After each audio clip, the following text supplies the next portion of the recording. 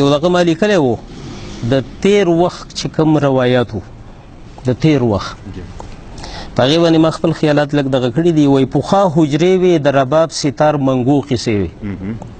پخوا حجرې وې د رباب ستار منګو قصې وې، د مشرانو به تر بله د مزو قصې وې، او وړو به درګه چاټي ماټ یا څپلي مار کولو. وړو به درګه چاټي ماټ یا څپلي مار کولو، او چنځخ لالونه میرګاټه د جنکو قصې وې، او په سر ټوپۍ واسکټ په غاړه جامه خړه به وه.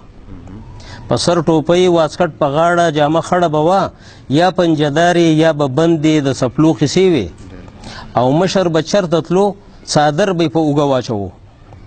مشر به چرته تلو څادر به یې په اوږه واچوو.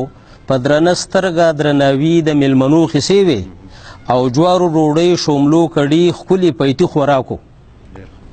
جوارو ډوډۍ شوملو کړي ښکلي پیتي خوراکو، او تارو سابه و د تروکې د شوملو قصې وې، او ښځې به ناستې خاطرجمه په کورونو کې وې.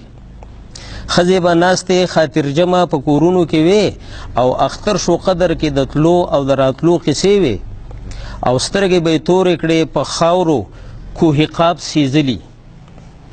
سترګې به یې تورې کړې په خاورو کوهقاب سیزلي، غاښونه سپین شونډې به سرې د دنداسو قصې وې، او چټ په لیلې د ملیشې او د ململ جوړو کې.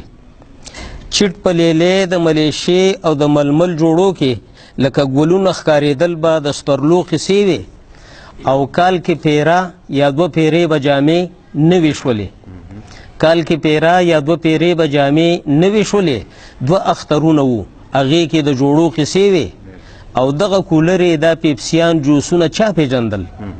دغه کولرې دا پیپسیان جوسونه چا پیژندل؟ ساده سلور منګی ګړونج د پښتنو قصې وې، او څه عجیبه تیر شوی دور دی دلداره یاد کړو. څه عجیبه تیر شوی دور دی دلداره یاد کړو، زمونږ د زړه نه د خفګان لرې کېدو قصې وې. والسلام.